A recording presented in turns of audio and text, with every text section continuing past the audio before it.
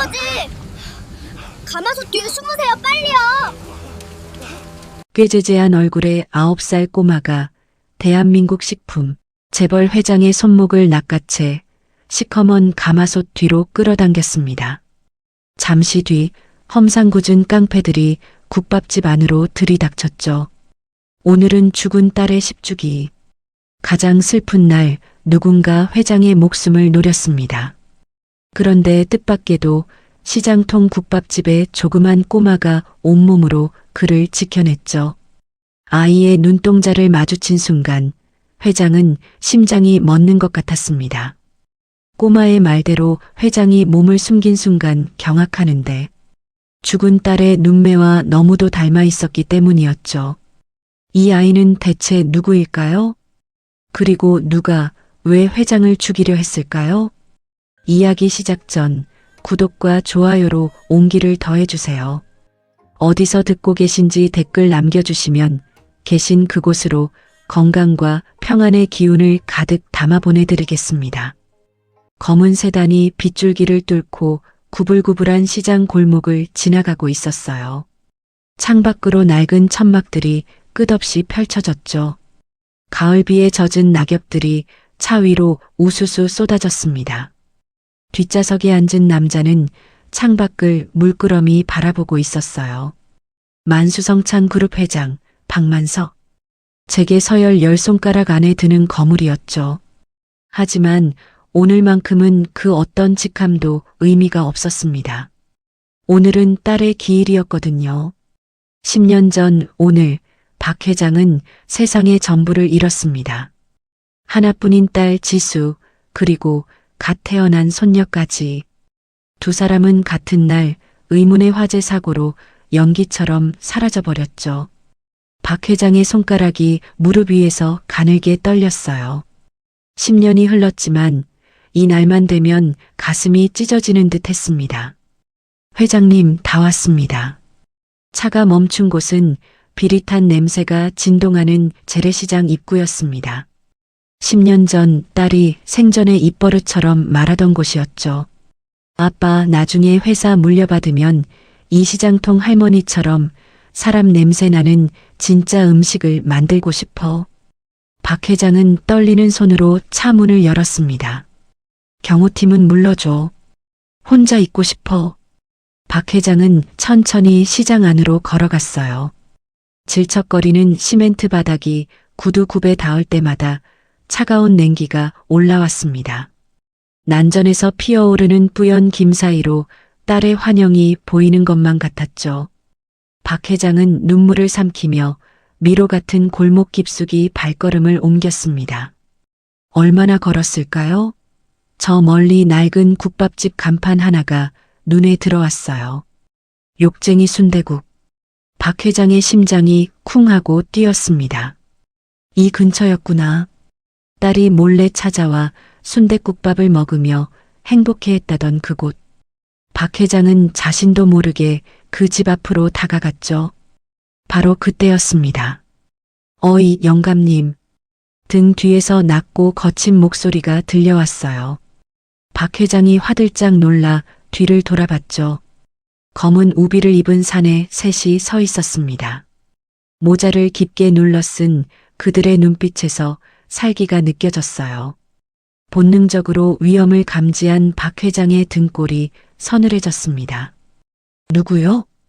박 회장이 짐짓 위험 있게 물었지만 사내들은 대답 대신 품 안에서 무언가를 꺼내 들었죠. 번뜩이는 쇠파이프였습니다. 최 부회장님이 안부 전해달라십니다. 사내 중 하나가 비릿하게 웃으며 말했어요. 박 회장의 눈동자가 흔들렸습니다. 최기철 믿었던 부회장이 기어코 칼을 빼든 것이었죠. 박 회장은 뒷걸음질 쳤습니다. 저리 비켜. 박 회장은 있는 힘껏 소리치며 시장 골목으로 달리기 시작했어요. 탕! 쇠파이프가 바닥을 내리치는 소리가 빗소리에 묻혔습니다. 잡아! 놓치면 우리 목이 날아가. 사내들의 고함 소리가 등 뒤에서 터져나왔죠. 박 회장은 숨이 턱 끝까지 차올랐어요. 칠순을 바라보는 노구의 거식증으로 약해진 몸이 비명을 질렀습니다.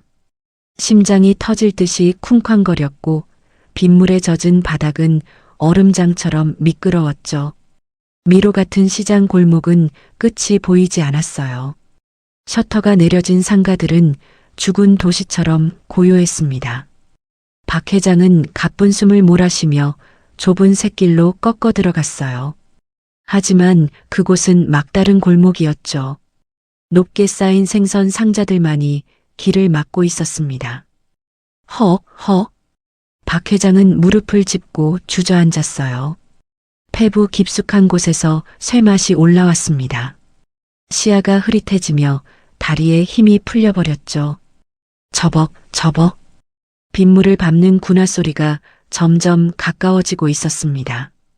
그림자 세 개가 골목 입구를 막아섰어요. 영감님, 술래잡기는 끝났습니다. 사내들이 쇠파이프를 손바닥에 탁탁 치며 다가왔죠. 박 회장은 뒷걸음질 치다 벽에 등을 기댔습니다. 빗물이 눈물처럼 얼굴을 타고 흘러내렸어요. 여기서 이렇게 개죽음을 당하는 건가? 10년 전 딸을 보내고 이제 자신마저 딸을 죽인 놈의 손에 죽게 생겼습니다. 억울했습니다. 피가 거꾸로 솟는 것 같았죠. 오지 마. 내가 누군지 알아. 박 회장이 악을 썼지만 목소리는 공포에 질려 갈라져 나왔어요. 사내 하나가 쇠파이프를 높이 치켜들었습니다. 회장님, 저승 가서 따님이나 만나시죠. 번쩍하는 성광과 함께 쇠붙이가 박 회장의 머리 위로 떨어지려는 찰나였습니다. 갑자기 생선 상자 더미 뒤에서 작은 손 하나가 쑥 튀어나왔어요. 꼬질꼬질한 때가 낀 조그만 손이었죠. 그 손이 박 회장의 값비싼 양복 소매를 덥석 낚아챘습니다. 박 회장이 경악하며 눈을 동그랗게 떴어요. 상자 틈새로 수검댕이 묻은 아이의 눈동자가 번뜩이고 있었죠. 아이는 검지 손가락을 입술에 대며 박 회장을 향해 눈을 부릅떴습니다. 그러고는 다급하게 속삭였죠. 할아버지, 가마솥 뒤에 숨으세요. 빨리요. 아이의 소나기 힘은 놀라울 정도로 셌어요.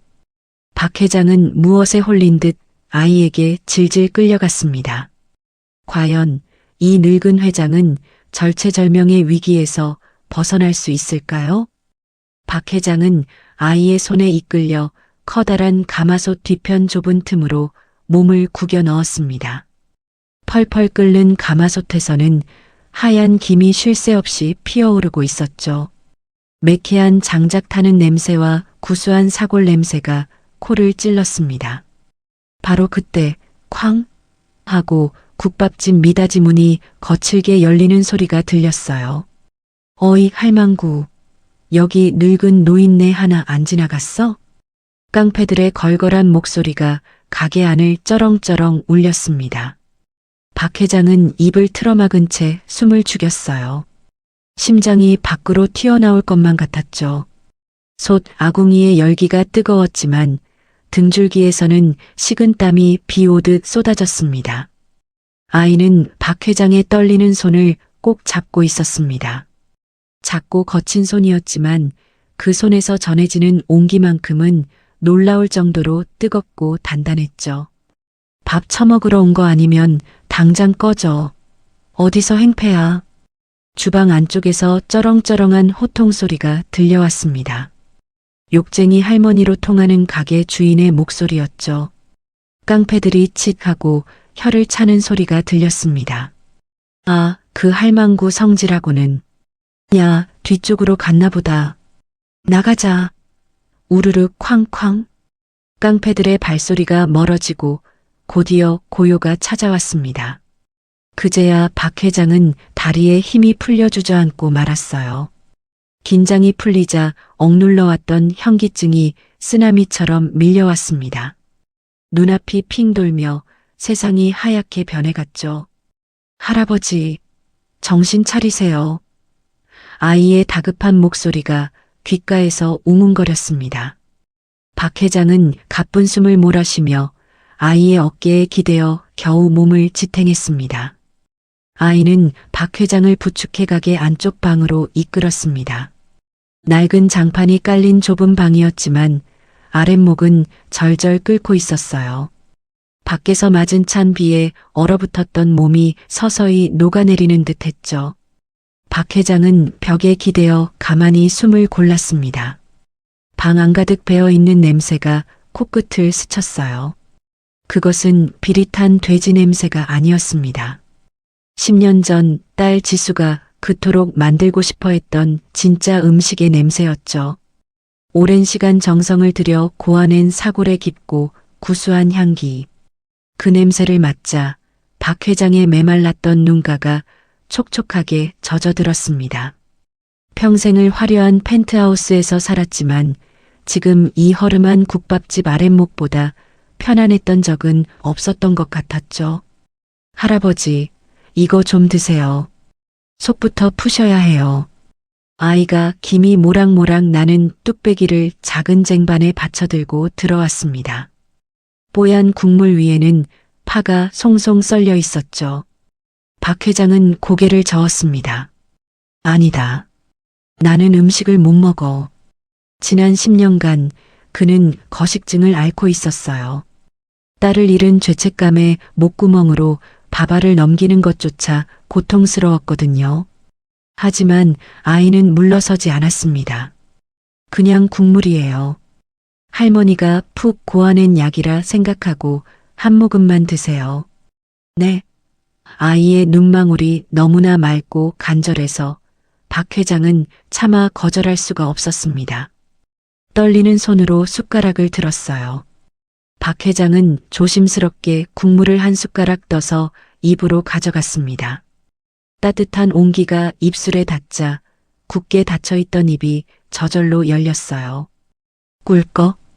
목구멍을 타고 넘어간 국물은 놀라울 정도로 부드러웠습니다. 비린내 하나 없이 담백하고 깊은 맛이었죠. 텅 비어있던 위장이 따뜻하게 채워지자 온몸의 세포가 다시 깨어나는 듯한 전율이 흘렀습니다. 세상에, 박 회장은 자신도 모르게 탄성을 내뱉었습니다. 10년 만이었습니다. 음식이 역겹다는 생각이 들지 않은 것은요. 박 회장은 홀린 듯이 숟가락질을 계속했습니다. 뜨거운 국물과 함께 참았던 눈물이 뚝뚝 떨어져 뚝배기 안으로 섞여 들어갔죠. 박 회장은 보미가 썰어온 순대를 입에 넣으려다 멈칫했습니다. 코끝에 스치는 냄새가 너무나 묘했기 때문이죠. 분명 돼지 내장인데 잡냄새는 없고 은은하고 구수한 향이 났습니다. 마치 보리차처럼 구수하면서도 깊은 향이었죠. 박 회장은 떨리는 손으로 순대 한 점을 입에 넣었습니다. 씹을수록 고소한 맛이 입안 가득 퍼졌어요. 그 순간 박 회장의 뇌리에 15년 전의 기억이 주마등처럼 스쳐 지나갔습니다. 아빠, 순대국에서 돼지 냄새 잡으려면 생각만으로는 안 돼요. 대학생이던 딸 지수가 주방에서 눈을 반짝이며 했던 말이었죠. 지수는 요리 연구를 한답시고 온 집안을 쑥대밭으로 만들곤 했습니다.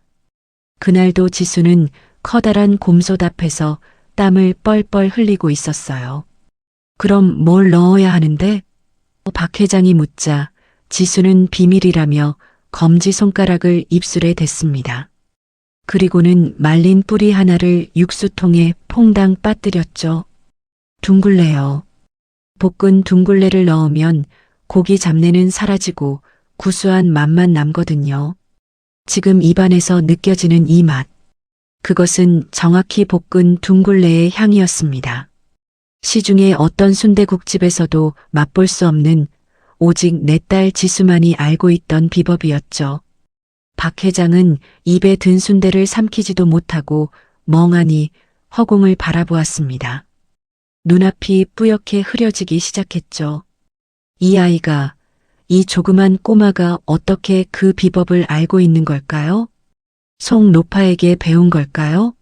아니면 핏줄에 새겨진 본능일까요? 박 회장은 숟가락을 내려놓고 고개를 숙였습니다. 식탁 위로 투둑, 투둑 눈물이 떨어졌습니다. 딸이 너무나 사무치게 그리웠기 때문이죠. 지수가 살아있었다면 아마 이렇게 맛있는 국밥을 끓여서 아빠에게 대접했을 겁니다. 아빠, 회사 일 힘들지? 이거 먹고 힘내. 하면서 웃어주었겠죠. 하지만 그 딸은 이제 없고 차가운 빗소리만 창문을 때리고 있었습니다.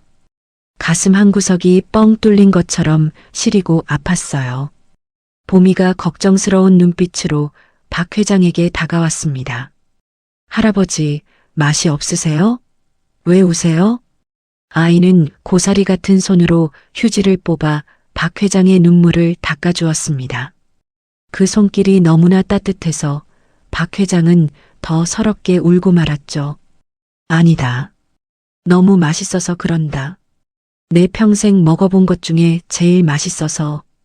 박 회장은 아이의 손을 잡고 엉엉 울었습니다. 체면도 위엄도 다 내려놓고 어린아이처럼 울었죠. 이 국밥 한 그릇에 담긴 10년의 그리움이 굳어버린 그의 심장을 다시 뛰게 만들고 있었습니다. 송노파가 주방에서 그 모습을 지켜보고 있었습니다. 그녀는 말없이 행주로 눈가를 훔쳤죠. 핏줄은 속일 수 없다는 옛말이 하나도 틀린 게 없었습니다. 아이가 무심코 넣은 둥글레 한 조각이 10년간 끊어졌던 부녀의 연을 다시 이어주고 있었으니까요. 박 회장은 눈물을 닦고 다시 숟가락을 들었습니다. 한 숟가락, 두 숟가락. 그는 딸이 차려준 마지막 밥상이라 생각하며 국물 한 방울도 남기지 않고 비웠습니다. 빈 뚝배기를 바라보는 그의 눈빛이 서서히 변해가고 있었죠. 단순한 슬픔이 아니었습니다. 이 맛을, 이 기억을 지켜내야겠다는 단단한 결의가 차오르고 있었습니다. 그 모습을 지켜보던 아이가 싱긋 웃으며 말했어요. 맛있죠? 제가 파머리 부분은 다 건져냈어요. 박 회장이 숟가락을 멈추고 아이를 바라보았습니다. 파머리를? 아이는 고개를 끄덕이며 야무지게 대답했죠. 네. 파머리 하얀 부분은 국물에 들어가면 좀 비릿하거든요. 저는 그 냄새가 싫어서 꼭 초록색 잎만 넣어요. 순간 박 회장의 등줄기에 소름이 돋았습니다. 쿵 하고 심장이 내려앉는 기분이었죠.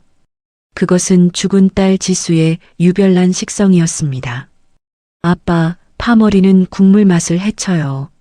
난 그 비릿한 냄새가 너무 싫더라. 딸이 했던 말과 토씨 하나 틀리지 않았기 때문입니다. 우연일까요? 박 회장은 떨리는 눈으로 아이를 뚫어지게 쳐다보았습니다. 봄아, 밖에 손님 오셨다. 순대 좀 썰어라. 주방에서 송노파의 목소리가 들려왔습니다. 네, 할머니. 아이는 자리에서 벌떡 일어나 주방으로 달려갔어요. 박 회장은 멍하니 열린 문틈으로 아이의 뒷모습을 바라보았습니다. 아이는 작은 고사리 손으로 부엌칼을 쥐고 도마 앞에 섰어요. 그러고는 익숙한 솜씨로 순대를 썰기 시작했습니다. 그런데 그 소리가 이상했습니다. 보통의 칼질 소리가 아니었어요. 탁, 탁, 타다닥. 탁, 탁, 타다닥.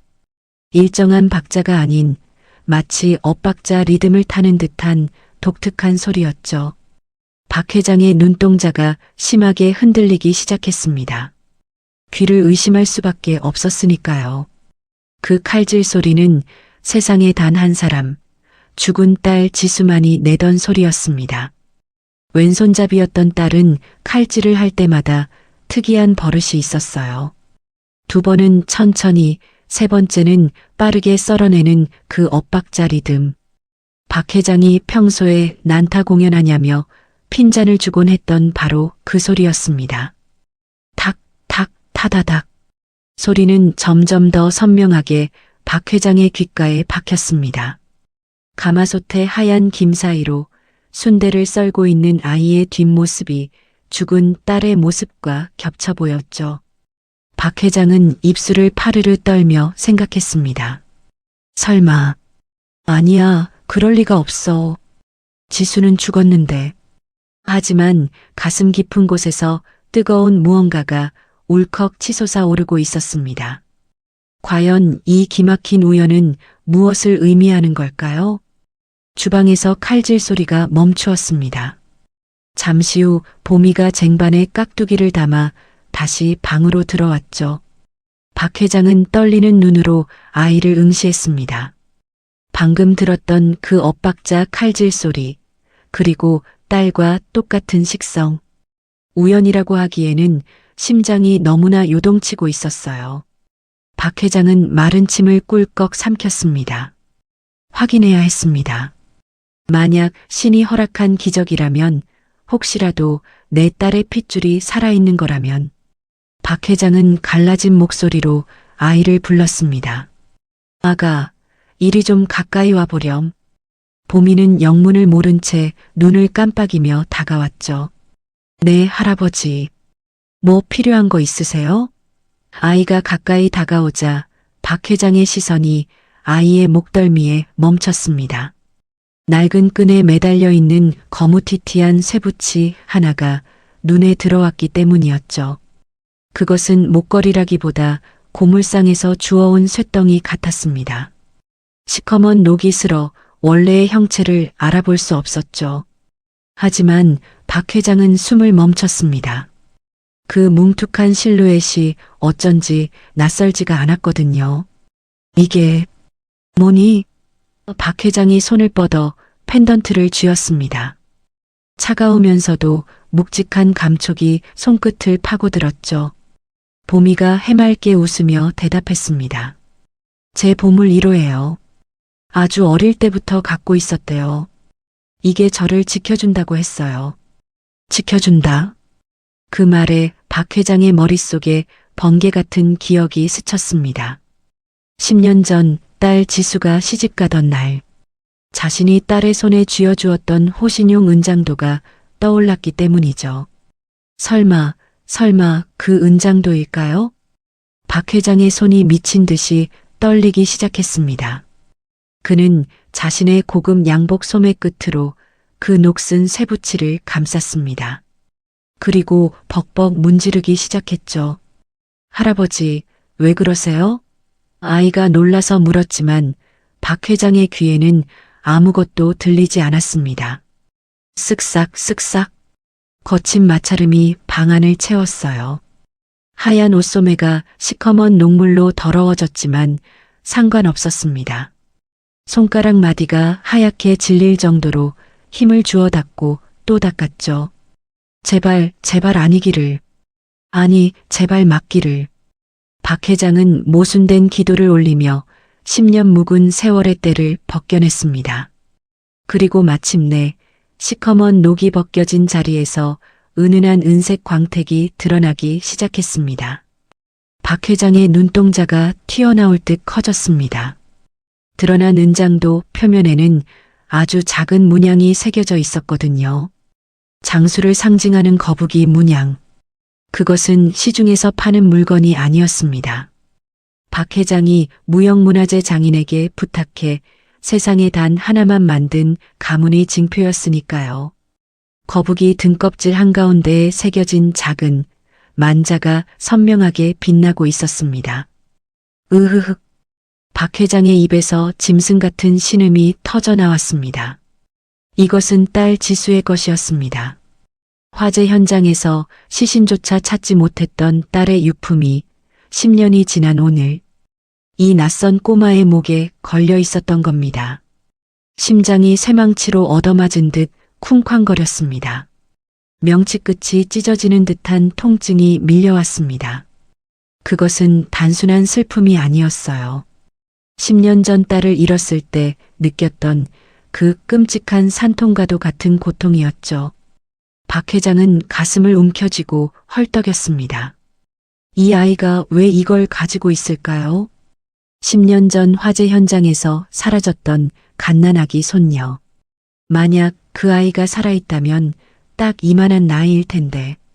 의심은 점점 확신으로 변해가고 있었습니다.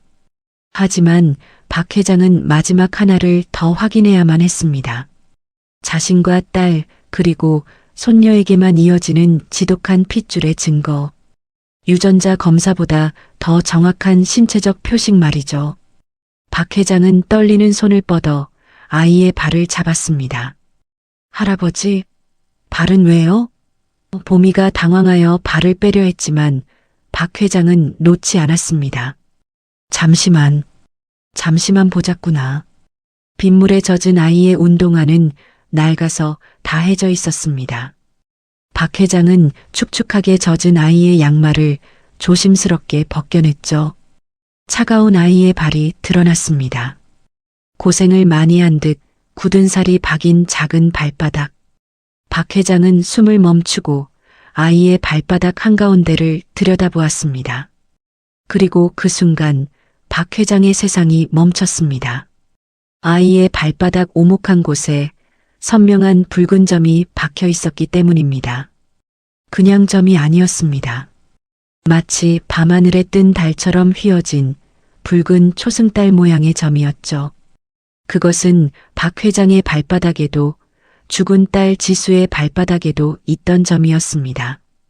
100만 명 중에 한 명 있을까 말까 한 희귀한 유전. 부정할 수 없는 핏줄의 증거였습니다.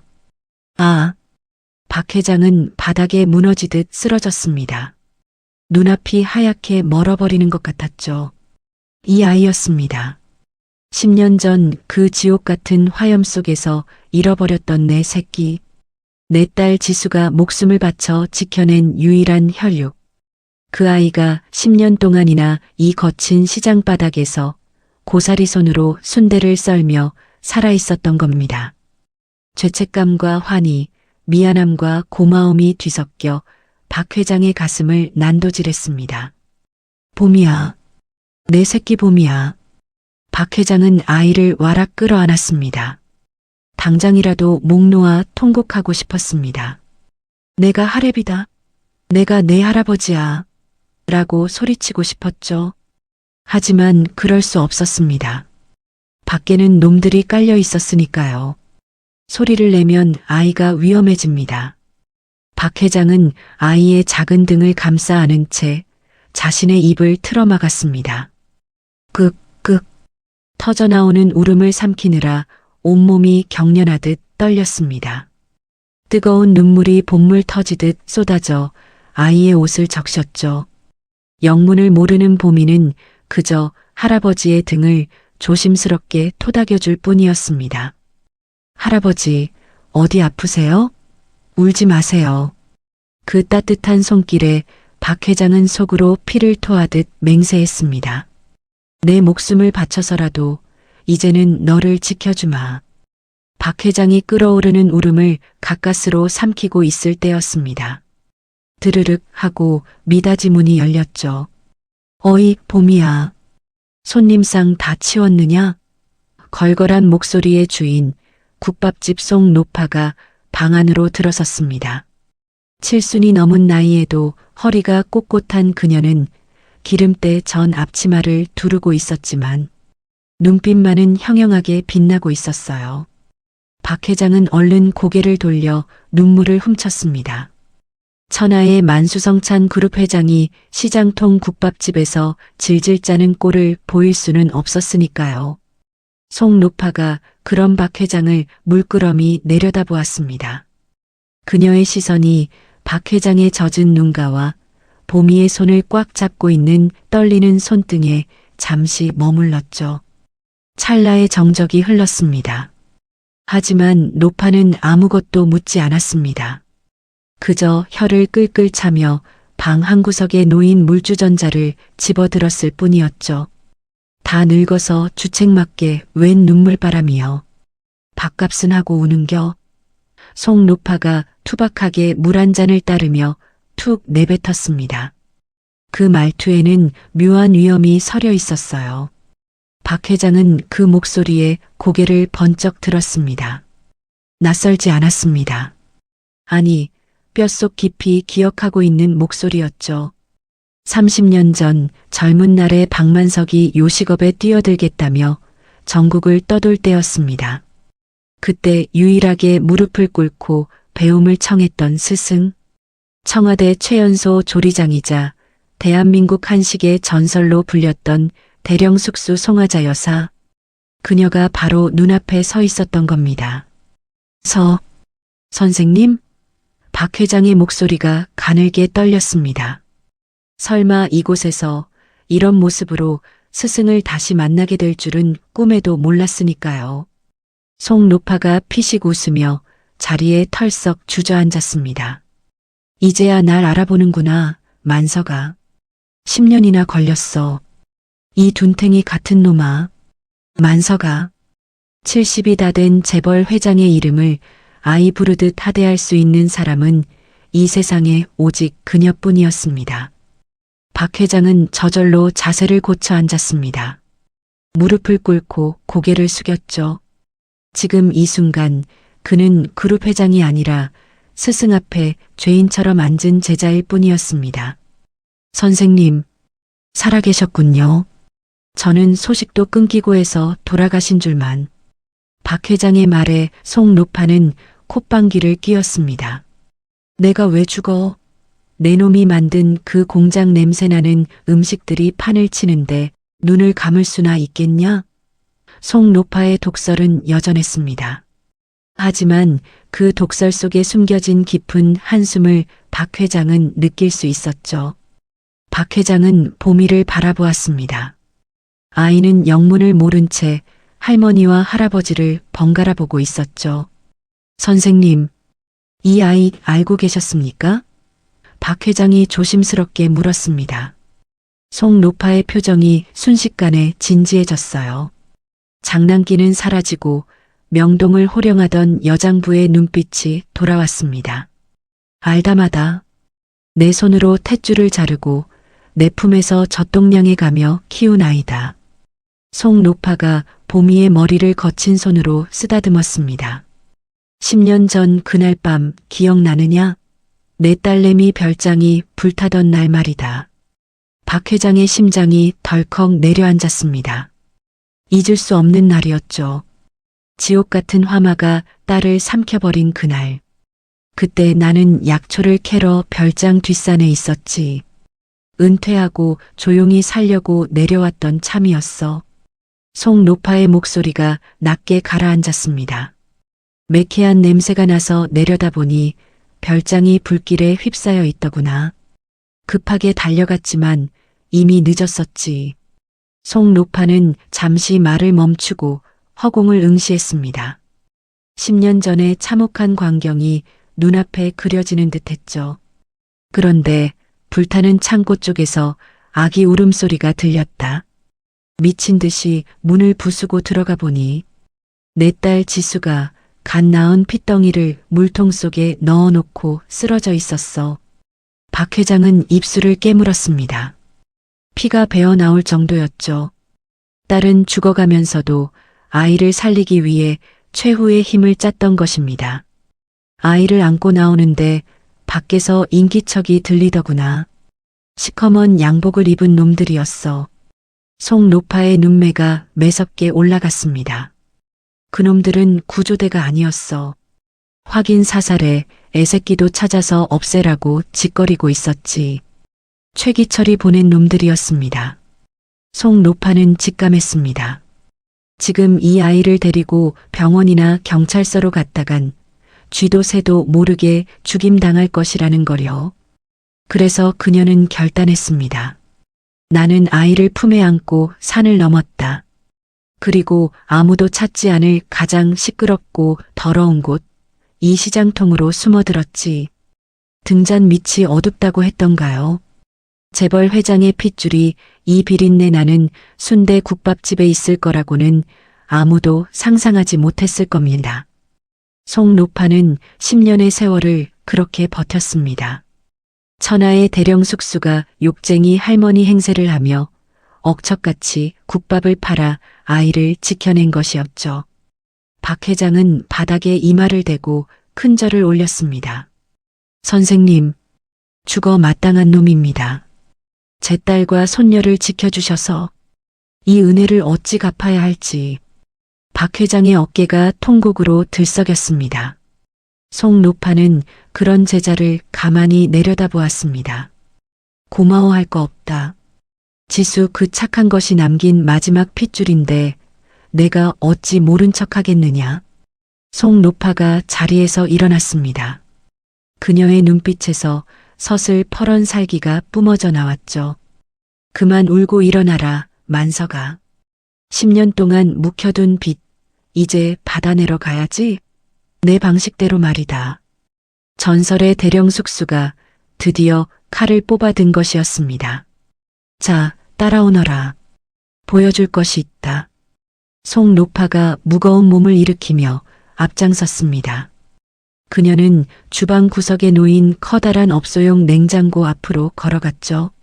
성인 남자 셋이 붙어도 들기 힘들 것 같은 육중한 냉장고였습니다.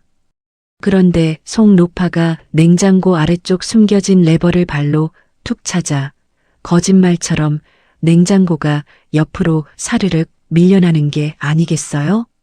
그 아래에는 시커먼 지하로 이어지는 낡은 철문이 입을 벌리고 있었습니다. 박 회장은 마른 침을 삼키며 보미의 손을 꼭 쥐었죠. 할아버지, 무서워요. 보미가 칭얼거렸지만 박 회장은 아이를 다독이며 송 노파의 뒤를 따랐습니다. 좁고 가파른 계단을 내려가자 서늘한 냉기와 함께 퀴퀴한 곰팡이 냄새가 코를 찔렀습니다. 마치 세상과 단절된 또 다른 세계로 들어가는 기분이었죠. 불 켠다. 눈부시니까 조심해라. 탁 하는 투박한 스위치 소리와 함께 천장에 매달린 알전구들이 일제히 켜졌습니다. 박 회장은 눈앞에 펼쳐진 광경에 그만 입을 다물지 못했습니다. 그곳은 좋기 30평은 되어 보이는 거대한 지하 창고였습니다. 하지만 박 회장을 놀라게 한 건 공간의 크기가 아니었어요. 창고 바닥부터 천장까지 빼곡하게 쌓여 있는 빨간색 고무통들 때문이었습니다. 시장에서 흔히 깍두기나 젓갈을 담을 때 쓰는 그 흔해 빠진 빨간 고무통들이 수백 개는 쌓여 있었죠. 선생님, 이게 다 뭡니까? 설마 젓갈 장사라도 하시는 겁니까? 박 회장이 어리둥절해서 물었습니다.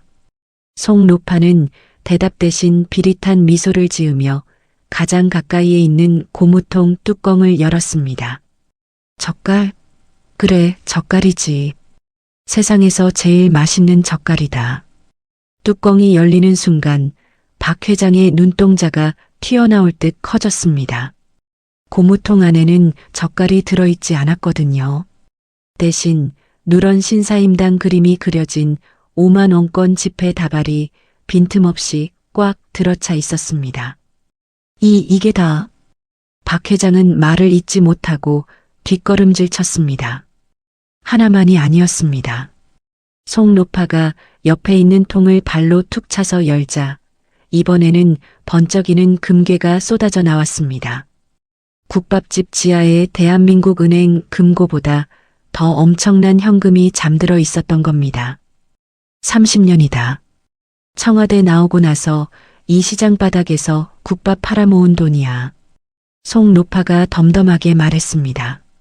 그리고 강남 땅 부자들, 사채업자들 뒷돈 세탁해주며 받은 수수료지. 늙은이가 돈 쓸 데가 어디 있겠냐? 그냥 차곡차곡 쟁여뒀을 뿐이다. 그것은 시장통의 전설, 현금 왕송 노파의 실체였습니다. 은행을 믿지 않아 오직 현물로만 재산을 보관한다는 소문이 진짜였던 거죠. 송 노파는 멍하니 서 있는 박 회장 앞으로 낡은 서류 봉투 하나를 툭 던졌습니다. 돈 자랑하려는 거 아니다. 진짜 보여줄 건 이거야. 박 회장은 떨리는 손으로 봉투를 집어들었습니다. 봉투 겉면에는 최기철이라는 세 글자가 선명하게 적혀 있었죠. 봉투 안에서 쏟아져 나온 것은 낯익은 증서들이었습니다. 박 회장의 손이 부들부들 떨리기 시작했어요. 이건 우리 만수성찬 그룹의 주식 아닙니까? 송 노파가 고개를 끄덕였습니다. 그래. 내 놈이 딸 잃고 정신 나가 있는 동안 최기철 그놈이 차명으로 빼돌렸던 주식들이다. 시장 사채 시장에 헐값으로 흘러나온 걸 내가 야금야금 다 사들였지. 그것뿐만이 아니었습니다. 최기철이 무리하게 추진하던 리조트 사업의 투자 채권, 그가 사채업자들에게 빌려 쓴 차용증까지. 송노파는 지난 10년간 그림자처럼 최기철의 뒤를 밟으며 그의 목줄을 쥘 수 있는 모든 채무를 사들였던 겁니다. 이것은 단순한 종이 쪼가리가 아니었습니다. 최기철을 하루아침에 알거지로 만들 수 있는 핵폭탄이나 다름없었죠. 선생님, 도대체 왜 이렇게까지? 박 회장의 눈시울이 붉어졌습니다. 자신도 모르는 사이에 스승은 묵묵히 제자를 위한 칼을 갈고 있었던 겁니다. 송노파가 보미의 머리를 쓰다듬으며 말했습니다. 지수 핏줄이 살아있는데 놈한테 회사를 뺏기게 둘 수는 없지 않으냐. 이 돈과 서류 전부 내 것이다. 송노파의 목소리에는 거역할 수 없는 힘이 실려 있었습니다. 이걸로 놈의 숨통을 끊어놔라. 놈이 가장 자랑스러워하는 돈, 명예, 권력. 하나도 남김없이 짓밟아버려. 박 회장은 서류 봉투를 가슴에 품고 주먹을 불끈 쥐었습니다. 든든한 지원군을 얻은 지금 더 이상 두려울 것은 없었죠. 감사합니다. 정말 감사합니다. 박 회장은 깊게 고개를 숙였습니다. 가슴속에서 뜨거운 불덩이가 치솟아 올랐습니다. 10년간 당하기만 했던 세월, 딸을 잃고 숨죽여 살았던 굴욕의 시간들이 주마등처럼 스쳐 지나갔죠. 이제 반격의 시간이었습니다. 자금은 충분했고 명분은 확실했습니다. 박 회장의 눈빛이 맹수처럼 번뜩였어요. 최기철, 내 놈이 쌓아 올린 그 더러운 모래성, 내 돈으로 모조리 수장시켜주마. 박 회장의 서슬 퍼런 다짐이 지하 창고를 가득 메웠죠. 바로 그때였습니다. 지상에서 쿵, 쿵 하는 무거운 발소리가 들려오기 시작했어요. 누군가 국밥집 안으로 들어온 것이었습니다. 과연 놈들일까요? 쿵, 쿵, 쿵. 무거운 발소리가 계단을 타고 지하 창고까지 울렸습니다. 한 사람의 발소리가 아니었죠. 서너 명의 장정들이 좁은 가게 안을 휘젓고 다니는 소리였습니다. 송노파가 재빨리 냉장고 레버를 찼습니다. 육중한 기계음과 함께 냉장고가 제자리로 돌아오며 지하 입구를 감쪽같이 가렸소. 박 회장은 거칠게 숨을 몰아쉬었습니다. 올 것이 왔구나. 그는 헝클어진 머리카락을 더 쥐어뜯어 산발로 만들었죠. 그리고 멀쩡하던 눈동자의 초점을 흐리게 풀었습니다. 입가에는 일부러 침을 질질 흘렸습니다. 천하의 재벌 회장이 아닌 넉나간 노인으로 변할 준비를 마친 셈이었죠. 박 회장은 보미의 어깨를 잡고 속삭였습니다. 보미야, 할아버지가 무슨 짓을 해도 놀라지 마라. 송노파가 눈짓으로 신호를 보냈고 셋은 주방 뒷문으로 조심스럽게 나갔습니다. 가게 안은 이미 아수라장이었습니다. 식탁 의자들은 나뒹굴고 있었고 깡패들이 손님들을 내쫓아 썰렁했죠. 그 한가운데에 말끔한 이탈리아산 맞춤 정장을 입은 사내 하나가 손수건으로 코를 막은 채 앉아 있었습니다.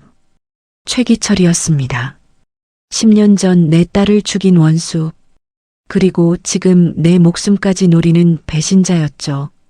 박 회장의 주먹에 힘이 들어갔지만 그는 이내 손에 힘을 풀고 덜덜 떨기 시작했습니다. 최기철이 박 회장을 발견하고는 비릿한 미소를 지으며 일어났습니다. 회장님, 이런 누추한 곳에서 뭐 하십니까? 한참 찾았다는 그의 목소리에는 존경심이라곤 눈곱만큼도 없었습니다. 마치 더러운 벌레를 보는 듯한 경멸만이 가득했죠. 박 회장은 비틀거리며 최기철에게 다가갔습니다. 그리고 해맑게 웃으며 최기철의 옷자락을 덥석 잡았죠. 기철이 왔니? 우리 기철이 왔어? 최기철이 기겁하며 뒤로 물러섰습니다. 값비싼 양복에 박 회장의 침과 손때가 묻었기 때문이죠. 박 회장은 아랑곳하지 않고 최기철의 소매를 잡아 끌며 물었습니다. 기철아, 순대 사러 왔니? 내장 많이 줘? 간은 퍽퍽해서 싫지 않냐고 묻는 박 회장의 눈동자는 텅 비어 공허했습니다. 완벽한 연기였죠. 최기철은 미간을 잔뜩 찌푸리며 수행원에게 손수건을 달라고 손짓했습니다. 아이고, 회장님. 진짜 노망이 드셔도 단단히 드셨군요. 회사가 위기인데 여기서 순대 타령이나 하고 계시냐며 최기철이 혀를 차고 비아냥거렸습니다. 박 회장은 최기철의 비웃음에도 헤헤거리며 웃기만 했습니다. 하지만 속은 시커멓게 타들어가고 있었죠. 당장이라도 저놈의 멱살을 잡고 내 놈이 범인인 걸 안다고 소리치고 싶었습니다. 하지만 참아야 했으니까요. 아직은 때가 아니었습니다. 박 회장은 짐짓 겁먹은 표정으로 몸을 움츠리며 중얼거렸죠. 뜨거워. 기철아, 너무 뜨거워. 불이 났어. 활활 타. 그 말에 최기철의 표정이 순식간에 굳어졌습니다. 최기철이 박 회장의 멱살을 잡고 으르렁거렸습니다. 뭐라고요? 지금 뭐라고 하셨습니까? 박 회장은 눈을 동그랗게 뜨고 천진난만하게 대답했습니다. 군고구마 말이야. 군고구마가 뜨겁다고. 호호 불어 먹어야지 않겠냐며 웃었죠. 최기철은 그제야 안도의 한숨을 내쉬며 잡았던 멱살을 거칠게 놓았습니다. 미친 노인네가 헛소리하는 거라 치부해버린 것입니다. 그때였습니다. 최기철의 시선이 박 회장 뒤에 숨어있던 보미에게 꽂혔습니다. 꼬질꼬질한 아이가 겁에 질린 눈으로 자신을 올려다보고 있었기 때문이죠. 최기철이 눈을 가늘게 뜨고 보미에게 다가갔습니다. 얘는 누굽니까? 못 보던 애인데. 최기철의 구두 발자국 소리가 보미에게 가까워질 때마다 박 회장의 심장은 멈출 것만 같았습니다. 혹시라도 아이의 얼굴에서 죽은 지수의 모습을 찾아내면 어쩌나. 박 회장이 나서서 막으려 했지만 그보다 먼저 송노파가 앞을 가로막았죠. 내 손녀다. 밥 빌어먹으러 온 애거더 키우는데 불만 있냐? 송노파가 식칼을 도마에 쾅 내리꽂으며 소리쳤습니다. 그 서슬 퍼런 기세에 최기철도 움찔하며 물러섰네요. 최기철은 손수건으로 손을 벅벅 닦으며 주변을 둘러보았습니다. 더러워서 못 있겠군. 야, 가자. 최기철이 부하들에게 손짓했습니다. 그는 나가기 전 지갑에서 5만 원짜리 몇 장을 꺼내 박 회장의 얼굴에 툭 던졌죠. 회장님, 맛있는 순대나 많이 사드세요. 그리고 병원에 갈 준비나 하라며 조만간 모시러 오겠다는 말을 남겼습니다. 지폐가 힘없이 바닥으로 팔랑거리며 떨어졌네요. 그것은 박 회장의 인생에서 겪은 가장 치욕스러운 순간이었습니다. 하지만 박 회장은 바닥에 떨어진 돈을 줍는 신용을 하며 끝까지 바보처럼 웃어 보였죠. 고마워, 기철아. 잘 먹을게. 히히. 최기철은 그런 박 회장을 보며 코웃음을 치고는 가게를 빠져나갔습니다. 검은 세단이 흙탕물을 튀기며 멀어질 때까지 박 회장은 손을 흔들었죠.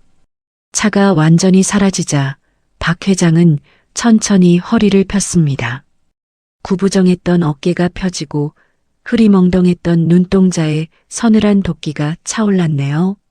그는 바닥에 떨어진 돈을 구둣발로 지지겨 버렸습니다. 보미가 달려와 박 회장의 손을 잡았죠. 할아버지, 괜찮으세요? 박 회장은 아이를 안심시키듯 머리를 쓰다듬었습니다. 괜찮다. 아주 괜찮아. 박 회장의 시선은 최기철이 사라진 곳을 향해 매섭게 불타오르고 있었습니다. 놈은 방심했죠. 늙은 호랑이가 이빨이 빠진 줄 알고 먹이 앞에서 등을 보인 것입니다. 박 회장은 나직하게 움츠렸습니다. 최기철, 오늘 내 놈이 던진 이 돈, 내일 내 놈의 목을 조르는 밧줄이 될 것이다. 이제 진짜 사냥을 시작할 시간이었습니다. 밤이 깊었습니다. 요란하게 내리던 비도 그치고 시장통에는 정막만이 감돌고 있었죠. 셔터가 내려진 국밥집 안에서 박 회장은 뜬 눈으로 밤을 지새우고 있었습니다. 잠든 보미의 머리맡을 지키며 혹시라도 놈들이 다시 들이닥치지 않을까 신경을 곤두세웠네요. 그때였습니다. 가게 밖에서 자동차 엔진 소리가 들려왔습니다. 낮에 들었던 그 묵직한 세단 소리였죠.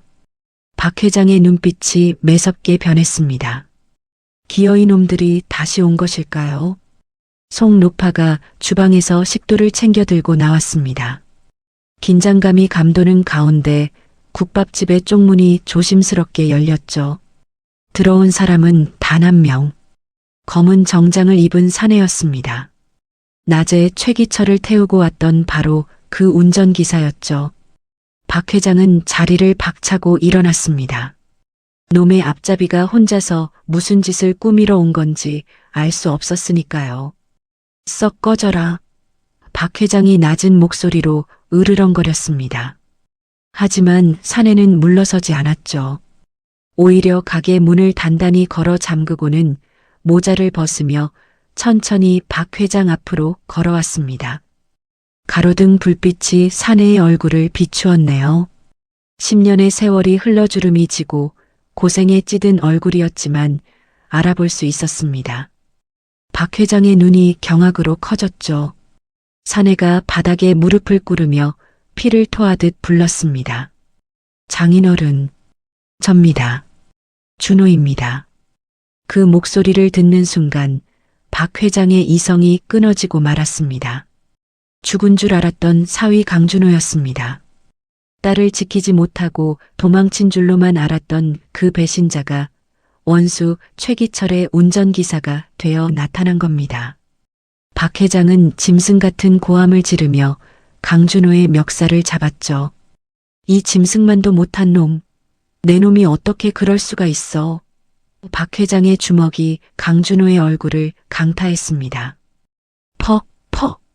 살이 터지는 소리가 났지만 강준호는 피하지 않았습니다. 입가에서 피가 터져 흘러도 그는 묵묵히 박 회장의 주먹을 받아냈죠. 내 딸은 불에 타 죽었는데 내 놈은 원수 밑에서 개처럼 꼬리를 흔들고 있었단 말이냐. 박 회장은 분노와 배신감에 치를 떨며 사위의 멱살을 흔들었습니다. 그만하세요. 송노파가 달려와 박 회장을 말렸습니다. 이놈이 어떤 놈인지 아느냐며 박 회장이 몸부림쳤지만 송노파는 단호하게 고개를 저었죠. 오해다. 이놈 몸뚱이를 좀 보라며 그녀는 강준호의 셔츠 단추를 거칠게 뜯어냈습니다. 드러난 강준호의 몸을 본 박 회장은 주먹을 멈추고 입을 다물 수밖에 없었네요. 성한 곳이 없었습니다. 가슴과 배, 등까지 시커먼 멍과 화상 흉터가 뒤덮여 있었기 때문이죠. 그것은 단순한 상처가 아니었습니다. 지난 10년간 최기철의 의심을 피하고 그의 개가 되기 위해 감내해야 했던 끔찍한 고문의 흔적들이었습니다. 장인어른 죄송합니다. 강준호가 바닥에 머리를 박으며 오열했습니다. 지수를 죽인 놈이 누군지 뻔히 아는데 증거가 없었다며 흐느꼈죠. 제가 살아있다는 걸 들키면 보미까지 위험해질까봐 죽은 듯이 숨죽여 살았습니다. 무려 10년이었습니다. 강준호는 그 긴 세월 동안 최기철의 욕설과 발길질을 견디며 그가 안심하고 증거를 꺼내놓을 날만을 기다렸던 겁니다. 매일 밤 딸과 아내를 따라 죽고 싶었지만 억울하게 죽은 아내의 한을 풀기 위해 지옥 같은 삶을 버텨온 것이었죠. 박 회장은 힘이 풀려 바닥에 주저앉았습니다. 오해해서 미안하네. 자네가 이토록 고통받고 있을 줄은 꿈에도 몰랐어. 두 남자는 서로를 부둥켜 안고 소리 죽여 울었습니다. 한참을 울던 강준호가 떨리는 목소리로 물었습니다. 보미는, 우리 보미는 어디 있습니까? 박 회장은 말없이 방문을 가리켰죠. 강준호는 무릎걸음으로 방 문지방까지 기어갔습니다.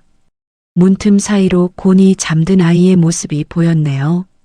10년 전 화마 속에서 잃어버렸던 갓난쟁이가 어느새 9살 소녀가 되어 누워 있었습니다. 아내를 쏙 빼닮은 얼굴이었죠. 강준호의 손이 허공을 더듬으며 아이의 얼굴 윤곽을 따라갔습니다. 당장이라도 방문을 열고 들어가 아이를 품에 안고 싶었습니다. 아빠가 왔다고, 너무 늦게 와서 미안하다고 소리치고 싶었죠. 하지만 그럴 수 없었습니다. 아직 일이 끝나지 않았으니까요. 강준호는 입을 틀어막고 끄끄 거리며 숨죽여 울었습니다. 아이가 깰까봐 숨소리조차 제대로 내지 못하는 그 뒷모습은 세상에서 가장 슬픈 아버지의 모습이었죠. 박 회장과 강준호는 잠든 보미를 문틈으로 하염없이 바라보고 있었습니다. 강준호가 떨리는 목소리로 입을 열었죠. 장인어른, 지난 10년간 제가 어떻게 살았는지 아십니까? 그의 시선은 아이의 자는 얼굴에 고정되어 있었습니다. 강준호는 최기철의 운전기사로 일하면서 일주일에 한 번씩 꼭 이 시장통을 지나가게 만들었습니다. 최기철이 뒷좌석에서 코를 골며 잘 때마다 그는 백미러가 아닌 차창 밖을 훔쳐보았죠. 국밥집 앞 평상에서 숙제를 하고 있는 조그만 아이. 그 아이가 바로 자신의 딸이라는 걸 알았을 때 강준호는 핸들을 잡은 손이 부서져라 오열을 삼켰습니다. 비가 오는 날이면 더 미칠 것 같았습니다. 아이가 우산도 없이 비를 맞으며 가게 앞을 뛰어다니는 모습을 볼 때면 당장이라도 차를 세우고 뛰어나가고 싶었으니까요. 봄아, 아빠가 여기 있어. 아빠가 우산 씌워줄게. 속으로 수천 번, 수만 번을 외쳤습니다. 하지만 그럴 수 없었습니다. 자신이 모습을 드러내는 순간 최기철은 봄이마저 없애버릴 테니까요. 그래서 그는 차창을 올리고 검은 틴팅 뒤에 숨어 피눈물을 흘려야만 했습니다. 그것이 아비로서 할 수 있는 유일한 사랑이었죠. 한 번은 이런 일도 있었습니다. 최기철이 시장 순대를 먹고 싶다며 차를 세우라고 했죠. 강준호는 심장이 멎는 줄 알았습니다. 하필이면 보민의 가게 앞이었거든요. 최기철이 가게 안으로 들어가려 하자 강준호는 기지를 발휘했습니다. 일부러 뜨거운 커피를 최기철의 양복에 쏟아버린 것이죠. 아이고, 죄송합니다. 제가 실수를. 최기철은 불같이 화를 내며 강준호의 뺨을 때렸습니다. 길거리에서 사람들 보는 앞에서 무릎을 꿇고 빌어야 했죠. 그 모습을 가게 안에서 보미가 겁에 질린 눈으로 쳐다보고 있었습니다. 아빠가 깡패 같은 사람에게 맞고 있는 모습, 딸에게 보여준 첫 모습이 그런 비참한 꼴이라니 강준호는 죽고 싶었습니다. 하지만 그는 웃었습니다. 뺨을 맞으면서도 딸이 최기철의 눈에 띄지 않게 되었다는 사실에 안도하며 비굴하게 웃었죠. 그날 밤 강준호는 소주 3병을 마시고도 취하지 않았습니다. 찢어진 입술을 닦으며 다짐하고 또 다짐했습니다. 내 딸의 눈에서 눈물 나게 한 놈들, 내 눈에서 피눈물 뽑아낸 놈들, 반드시 지옥 끝까지 쫓아가서 갚아주겠다고 말입니다. 보미가 초등학교 입학하던 날도 저는 차 안에서 지켜만 봤습니다. 강준호의 눈에서 굵은 눈물이 뚝뚝 떨어졌습니다. 남들 다 아빠 손잡고 가는 학교를 보미는 할머니 손을 잡고 씩씩하게 걸어가더군요. 그 작디작은 등 뒤에 대고 강준호는 허공에 손을 뻗어보았습니다. 한 번만이라도, 딱 한 번만이라도 안아보고 싶어서요. 그 사무친 그리움이 도끼가 되어 지난 10년을 버티게 해준 힘이었습니다. 박 회장은 사위의 어깨를 꽉 감싸 쥐었습니다. 자네가 나보다 낫네. 자네가 진짜 아버지야. 두 남자의 뜨거운 눈물이 좁은 방 안을 가득 채웠습니다. 한참 뒤 강준호가 눈물을 닦고 일어섰습니다. 눈빛이 달라져 있었네요. 슬픔은 사라지고 서늘한 살기만이 남아 있었습니다. 장인어른, 오늘 밤 끝내겠습니다. 놈이 오늘 술에 취해 금고 열쇠를 소파에 두고 잠들었다고 했죠. 지금이 아니면 기회는 없습니다. 강준호의 결연한 말에 박 회장도 고개를 끄덕였습니다. 다녀오게. 부디 몸 조심하고. 강준호는 잠든 딸을 향해 마지막으로 눈인사를 건네고는 다시 어둠 속으로 몸을 던졌습니다. 10년의 한을 풀기 위한 목숨을 건 마지막 잠입이 시작된 것입니다. 강준호는 숨소리를 죽이며 최기철의 거실로 들어섰습니다. 칠흑 같은 어둠 속에서 술의 쩐 냄새가 진동했죠. 소파 위에는 최기철이 대자로 뻗어 코를 골고 있었습니다. 10년 동안이나 모셔온 상전이었지만 오늘따라 괴물 같아 보였어요. 강준호는 마른 침을 삼키며 탁자 앞으로 다가갔습니다. 그곳에 금고 열쇠가 놓여 있었죠.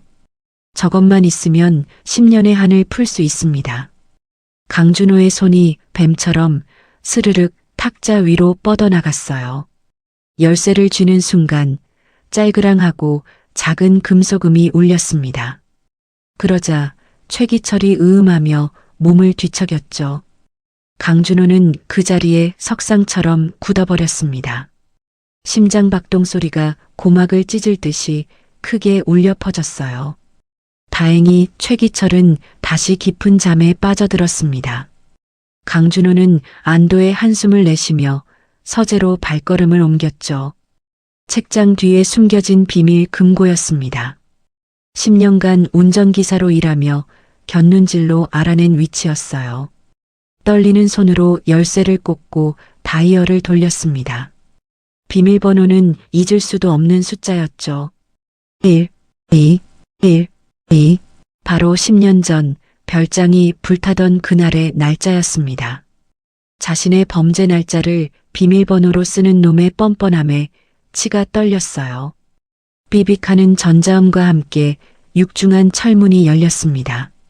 금고 안에는 비자금 장부와 골드바가 가득했죠. 하지만 강준호의 눈은 오직 하나 하드디스크만을 쫓았습니다.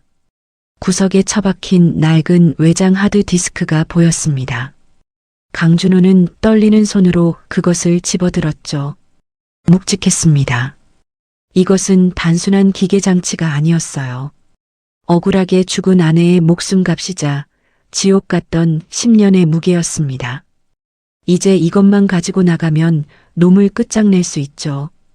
강준호는 하드디스크를 양복 안주머니에 깊숙이 찔러 넣었습니다. 그때였습니다. 거실에서 쿵 하고 무언가 떨어지는 소리가 들렸죠. 강준호는 황급히 금고 문을 닫고 서재 문 뒤로 몸을 숨겼습니다. 물물. 갈라진 목소리가 거실에서 들려왔어요. 최기철이 잠에서 깬 것입니다. 비틀거리며 부엌으로 걸어가는 발소리가 들렸죠. 냉장고 문을 여는 소리가 신경을 긁어댔습니다. 물을 벌컥벌컥 마시는 소리가 들려왔어요. 강준호는 입을 틀어막고 온몸을 바짝 긴장시켰습니다. 지금 들키면 모든 것이 끝장이었으니까요. 죽는 것은 두렵지 않았습니다. 하지만 증거를 세상에 공개하지 못하고 죽는 것은 용납할 수 없었죠. 제발, 제발 그냥 다시 자라. 강준호는 속으로 수백 번을 기도했습니다. 물을 마신 최기철이 다시 거실로 돌아왔어요. 그리고 서재 쪽을 힐끔 바라보았죠. 어둠 속에서 놈의 눈이 번들거리는 것만 같았습니다. 강준호는 숨조차 쉴 수 없었죠. 다행히 최기철은 다시 소파에 쓰러지듯 누웠습니다. 곧이어 드르렁거리는 콧꼬리 소리가 들려왔어요. 지금이었습니다. 강준호는 고양이처럼 살금살금 서재를 빠져나왔죠. 현관문까지의 거리가 까마득하게 멀게만 느껴졌습니다. 식은땀이 등줄기를 타고 흘러내렸어요. 빨리 이곳을 벗어나야 한다는 생각뿐이었습니다. 강준호는 현관에 도착해 구두를 신었죠. 마음이 급해 허둥지둥 몸을 움직였습니다. 안주머니에 하드디스크를 확인하려 손을 넣었다 빼는 순간이었어요. 주머니에 있던 작은 물건 하나가 딸려 나왔습니다. 바닥으로 툭 하고 떨어졌죠. 분홍색 머리끈이었습니다. 아까 국밥집에서 잠든 보미의 머리맡에 있던 것을 챙겨온 것이었어요. 그러나 강준호는 그것이 떨어진 줄도 모르고 현관문을 열고 나갔습니다. 폭풍전야의 고요가 흐르고 있었죠. 강준호가 차를 타고 떠난 직후였습니다. 소파에 누워있던 최기철이 번쩍 눈을 떴습니다. 술김에도 이상한 낌새를 느낀 것이죠. 악인 특유의 본능적인 감각이었습니다. 최기철은 비틀거리며 일어나 서재로 향했죠. 닫혀있는 금고 문을 확인했습니다. 하지만 미세하게 다이얼이 돌아가 있는 게 아니겠어요? 최기철의 표정이 싸늘하게 굳어졌습니다. 급히 금고를 열어본 그의 입에서 쌍욕이 터져나왔죠. 하드디스크가 없다. 최기철은 짐승처럼 포효하며 거실로 뛰쳐나왔습니다. 도둑이 들었습니다. 내부 사정을 훤히 아는 놈의 소행이었죠. 그때 현관 앞 바닥에 떨어져 있는 분홍색 물체가 눈에 들어왔습니다. 최기철은 바닥에 떨어진 머리끈을 집어들었죠. 싸구려 고무줄에 플라스틱 장식이 달린 물건이었습니다. 그리고 그 머리끈에서 익숙한 냄새가 났어요. 어제 국밥집에서 맡았던 비릿한 순대 냄새였죠. 순간 최기철의 머릿속에 퍼즐이 맞춰졌습니다. 낮에 국밥집에서 봤던 그 꼬질꼬질한 계집애, 그리고 자신의 곁을 10년이나 지켰던 운전기사 강준호. 놈이었구나. 최기철의 얼굴이 악기처럼 일그러졌습니다. 그가 핸드폰을 꺼내 어딘가로 전화를 걸었죠. 목소리는 차갑다 못해 섬뜩했습니다. 야, 애들 전부 집합시켜. 포크레인도 부르라며 고함을 질렀습니다. 시장통 그 국밥집, 오늘 밤 안으로 흔적도 없이 밀어버린다. 최기철의 눈에서 살기가 뿜어져 나왔죠. 쥐새끼들, 가마솥째로 묻어주마. 최기철의 검은 세단이 빗물 고인 아스팔트를 미친 듯이 질주했습니다. 속도계 바늘은 이미 시속 160km를 넘어가고 있었죠. 그는 한 손으로 운전대를 잡고 다른 한 손으로는 쉴 새 없이 어딘가로 전화를 걸어대고 있었습니다. 눈동자는 술기운과 살기로 붉게 충혈되어 있었어요. 이성이라곤 찾아볼 수 없는 흡사 악마의 형상이었죠. 수화기 너머로 신복의 다급한 목소리가 들려왔습니다. 부회장님, 지금 포크레인을 시장통으로 진입시키면 보는 눈이 너무 많습니다. 하지만 최기철은 그딴 건 안중에도 없다는 듯 고함을 질렀습니다. 누가 눈치 보랬어? 당장 밀어버리라고. 돈은 얼마든지 줄 테니 입도 뻥긋 못하게 처리하라는 그의 명령은 섬뜩했죠. 그는 전화를 끊고 핸들을 거칠게 꺾었습니다. 타이어 타는 냄새가 진동하며 차체가 휘청거렸어요. 머릿속에는 오직 하나 자신의 치부를 쥐고 있는 강준호와 그 계집애를 없애버려야 한다는 생각뿐이었습니다. 10년 전 별장을 태웠던 것처럼 이번엔 국밥집을 통째로 묻어버릴 작정이었으니까요. 잠시 후 고요하던 재래시장 입구에 굉음이 울려 퍼지기 시작했습니다. 육중한 포크레인 한 대가 좁은 시장 골목을 비집고 들어오고 있었죠. 그 뒤로 검은 승합차 서너 대가 줄지어 따르고 있었습니다. 시장 바닥이 지진이라도 난 듯 쿵쿵 울렸어요. 최기철이 차에서 내리자 미리 대기하고 있던 용역 깡패 수십 명이 그를 에워쌌습니다. 그들의 손에는 쇠파이프와 강목이 들려 있었죠. 살벌한 분위기에 길고양이들조차 숨을 죽였습니다. 최기철은 비틀거리며 국밥집 앞으로 걸어갔습니다. 셔터가 굳게 내려진 가게 안은 쥐 죽은 듯 고요했죠. 그는 바닥에 침을 퇴뱉으며 포크레인 기사에게 손짓했습니다. 뭐해? 안 밀고. 그러나 포크레인 기사는 선뜻 레버를 당기지 못하고 주저했습니다. 아무리 돈을 받았어도 사람 사는 가게를 새벽에 밀어버리는 건 차원이 다른 문제였으니까요. 기사가 창문을 열고 난처한 표정으로 물었습니다. 사장님, 안에 진짜 사람 없는 거 확실합니까? 그 말에 최기철의 눈썹이 꿈틀했습니다. 그는 짐승처럼 으르렁거리는 소리를 내며 포크레인 쪽으로 다가갔죠. 그리고 바닥에 있던 돌멩이를 집어 운전석 유리창을 향해 힘껏 던졌습니다. 이 새끼가 돈 처받았으면 하라는 대로 할 것이지 말이 많아. 쨍그랑 하는 소리와 함께 유리가 박살났습니다. 기사는 비명을 지르며 얼굴을 감쌌어요. 주변에 있던 깡패들조차 그 광기에 질려 뒷걸음질 쳤습니다. 최기철은 지금 제정신이 아니었습니다. 야, 니들이 가서 셔터 뜯어. 최기철이 깡패들에게 턱짓으로 국밥집을 가리켰습니다. 하지만 행동대장조차 머뭇거렸죠. 형님, 그래도 저 안에 애가 있지 않습니까? 아무리 깡패라지만 어린애가 자고 있을지도 모르는 건물을 무너뜨리는 건 꺼림칙했던 겁니다. 그러자 최기철이 미친 사람처럼 웃기 시작했습니다. 그게 애새끼로 보이냐? 그는 품 안에서 10년 전 화재 날짜가 적힌 라이터를 꺼내 만지작거렸습니다. 그건 쥐새끼야. 내 인생을 갉아먹는 더러운 쥐새끼라고. 최기철의 인내심은 거기까지였습니다. 그는 직접 포크레인 운전석으로 기어 올라갔죠. 피 흘리는 기사를 발로 차서 밖으로 떨어뜨렸습니다. 비켜. 내가 한다. 술에 취한 손으로 조종 레버를 잡은 최기철의 입가에 기괴한 미소가 번졌습니다. 웅웅거리는 엔진 소리가 시장통의 정적을 찢어발겼어요. 거대한 삼날이 허공을 가르며 국밥집 지붕 위로 높이 치솟았습니다. 마치 사형집행인의 도끼처럼 서슬 퍼런 위용을 뽐냈죠.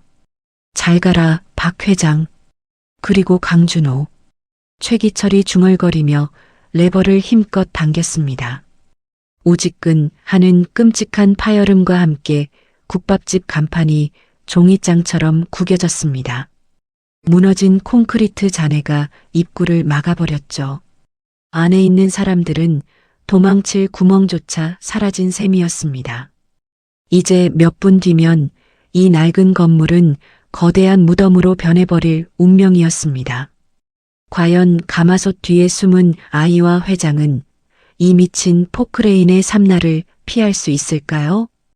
오지끈 하는 끔찍한 파열음과 함께 국밥집 천장이 힘없이 무너져 내렸습니다.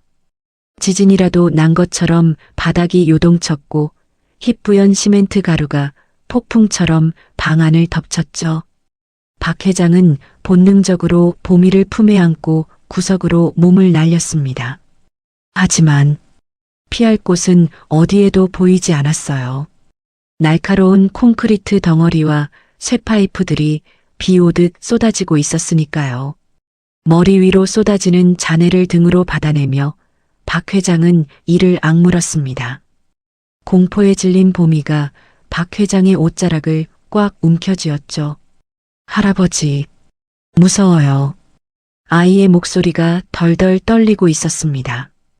박 회장의 등줄기로 식은땀이 흘러내렸지만 해줄 수 있는 건 아이의 눈을 가려주는 것뿐이었습니다.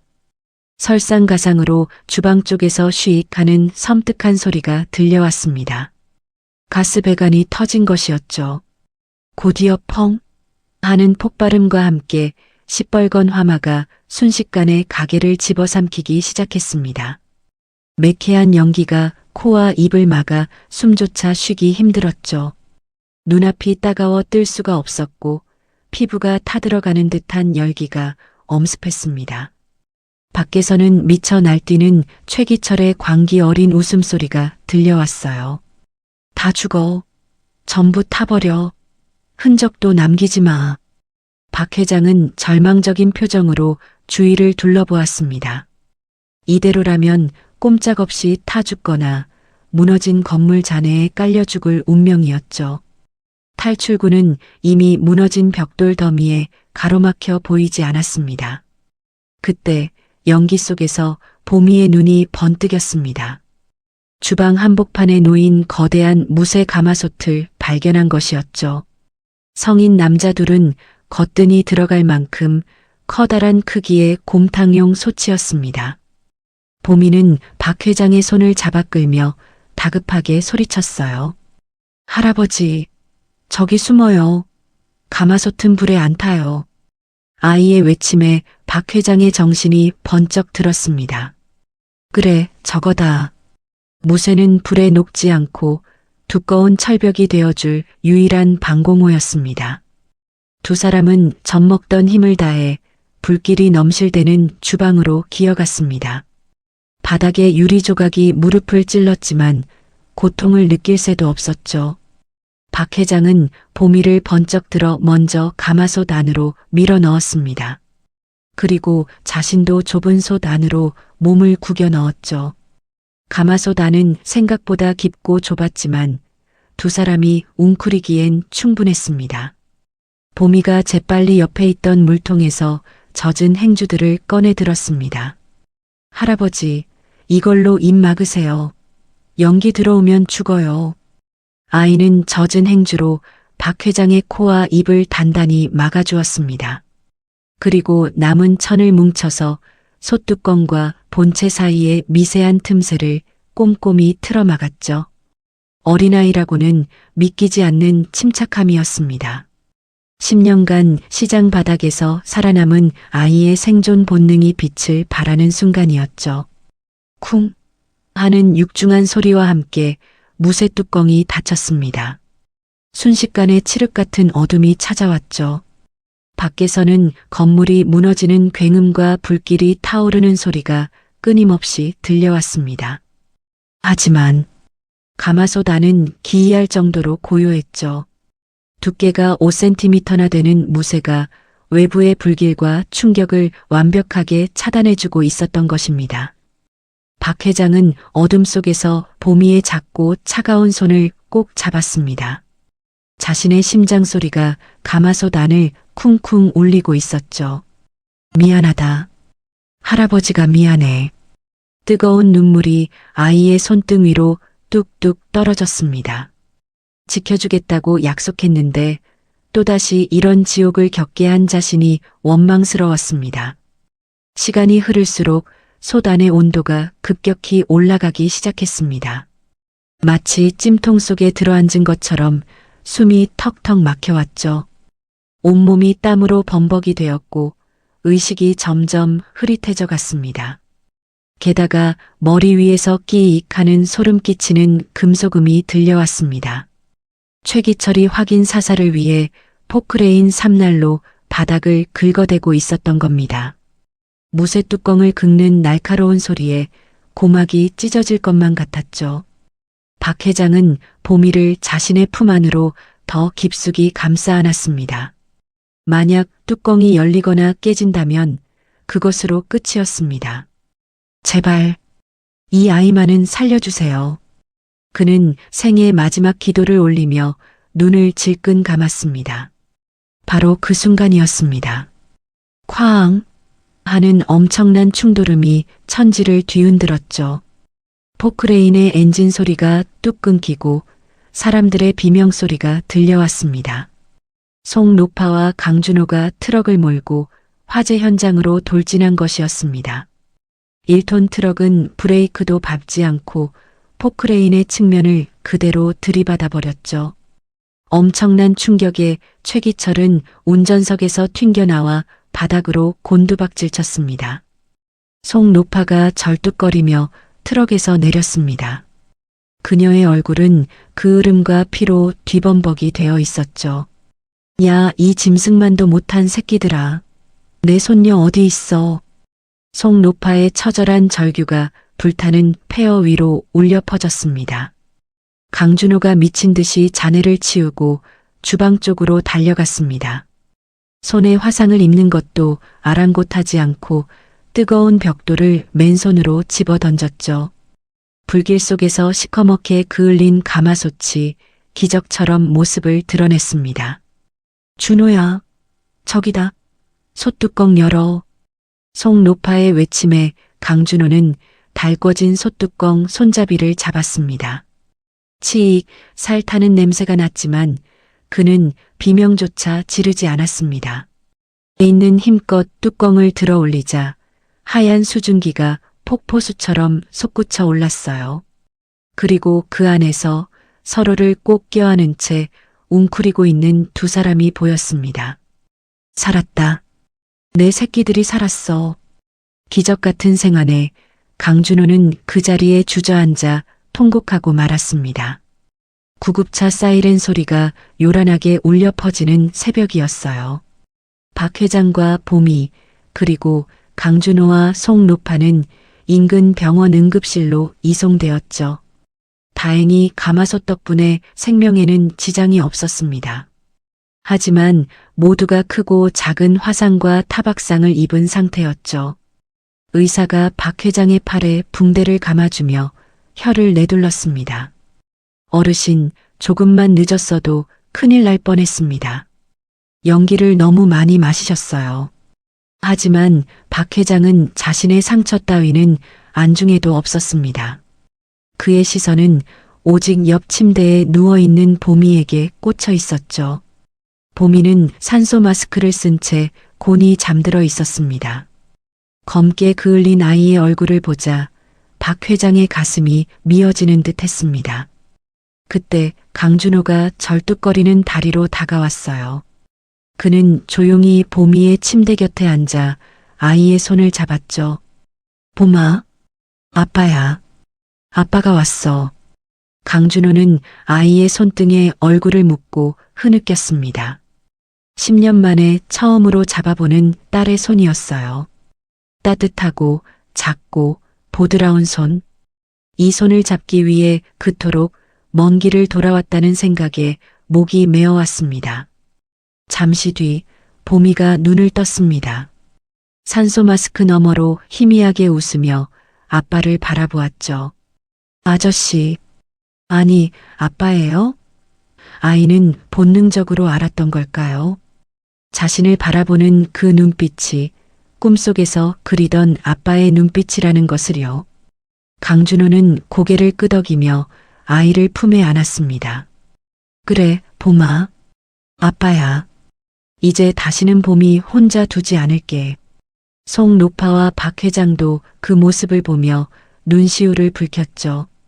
지옥 같은 불길 속에서 살아 돌아온 가족이 비로소 완전한 하나가 되는 순간이었습니다. 새벽이 밝아오고 있었습니다. 창밖으로 푸스름한 여명이 비치기 시작했죠. 박 회장은 자리에서 일어났습니다. 환자복을 벗고 비서가 가져온 정장으로 갈아입기 시작했어요.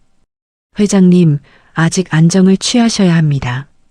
의사가 만류했지만 박 회장의 눈빛은 단호했습니다. 아니요. 가야 할 곳이 있습니다. 그는 거울 속에 비친 자신의 모습을 매무새 있게 다듬었어요. 그을음이 묻은 얼굴을 닦아내자 예전의 카리스마 넘치는 회장의 얼굴이 드러났죠. 강준호도 붕대를 감은 손으로 넥타이를 맸습니다. 그의 눈빛에서는 더 이상 운전기사의 비굴함은 찾아볼 수 없었어요. 복수의 칼날을 품은 전사의 눈빛이었죠. 송노파가 두 남자에게 다가와 등을 두들겨 주었습니다. 가서 보여주고 와라. 밥심이 뭔지, 핏줄이 뭔지. 그녀의 든든한 응원에 두 남자는 고개를 끄덕였어요. 다녀오겠습니다. 우리 봄이 잘 부탁드립니다. 박 회장과 강준호는 나란히 응급실 문을 나섰습니다. 그들의 뒷모습 위로 아침 해가 떠오르고 있었죠. 그것은 최기철의 몰락을 알리는 서막이자 새로운 전설의 시작을 알리는 빛이었어요. 이제 심판의 시간이 다가왔습니다. 다음 날 아침 만수성찬 그룹 본사 대회의실은 팽팽한 긴장감에 휩싸여 있었습니다. 긴급 이사회가 소집되었고 최기철 부회장이 상석에 앉아 의사봉을 만지작거리고 있었죠. 그의 얼굴에는 숨길 수 없는 승리의 미소가 번지고 있었습니다. 눈에 가시 갔던 박 회장과 강준호를 어젯밤 화재로 모두 처리했다고 믿었으니까요. 이제 의사봉만 두드리면 이 거대한 그룹은 온전히 최기철의 것이 되는 순간이었습니다. 주주들은 숨을 죽인 채 최기철의 입만 바라보고 있었어요. 최기철은 짐짓 엄숙한 표정으로 마이크를 잡았습니다. 박 회장님의 갑작스러운 요구로 제가 비상경영 체제를 선포하겠습니다. 그런데 최기철이 말을 마치기도 전에 이사들의 핸드폰이 요란하게 울려대기 시작했습니다. 진동 소리가 회의실을 벌집 쑤신 듯 시끄럽게 만들었죠. 문자를 확인한 이사들의 얼굴이 흑빛으로 변해갔습니다. 부회장님, 이게 무슨 일입니까? 리조트 사업 투자금이 전액 회수되었습니다. 한 이사가 비명을 지르듯 소리쳤어요. 그뿐만이 아니었습니다.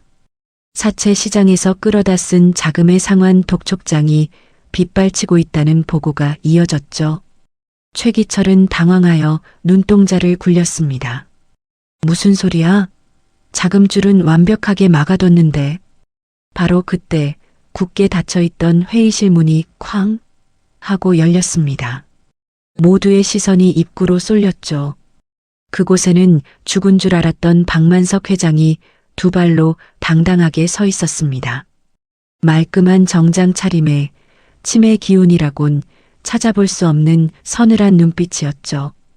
그리고 그 곁에는 낯선 남자와 작은 꼬마 아이가 함께 서 있었습니다. 최기철은 귀신이라도 본 듯 자리에서 벌떡 일어났습니다. 회장님? 어떻게 살아계십니까?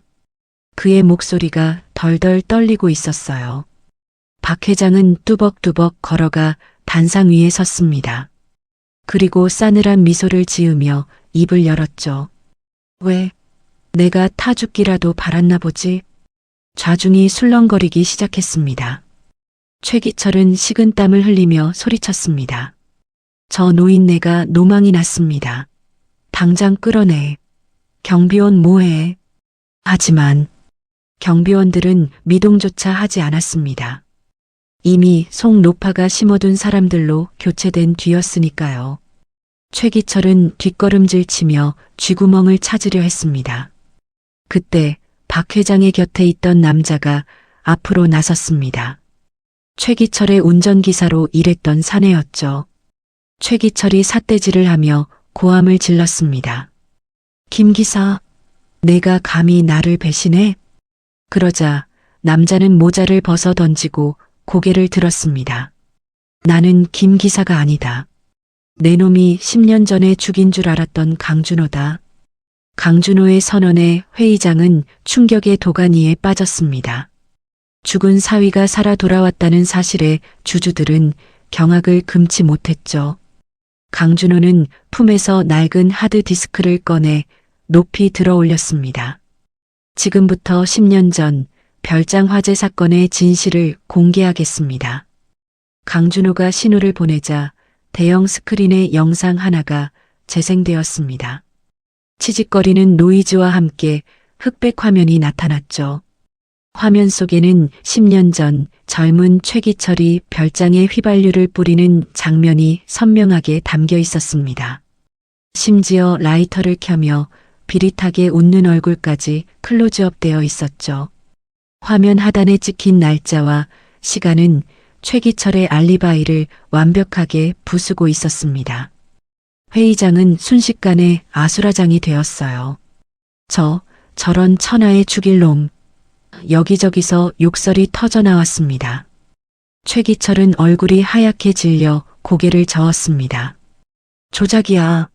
저건 다 딥페이크라고. 그는 끝까지 발악하며 억지를 부렸습니다. 하지만 강준호는 멈추지 않고 핸드폰을 스피커에 연결했죠. 그럼 이건 누구 목소리지? 스피커에서 최기철의 육성이 쩌렁쩌렁하게 울려 퍼졌습니다. 시장통 그 국밥집 싹 다 밀어버려. 쥐새끼들 가마솥째로 묻어주마. 어젯밤 그가 내뱉었던 살인 교사 명령이었습니다.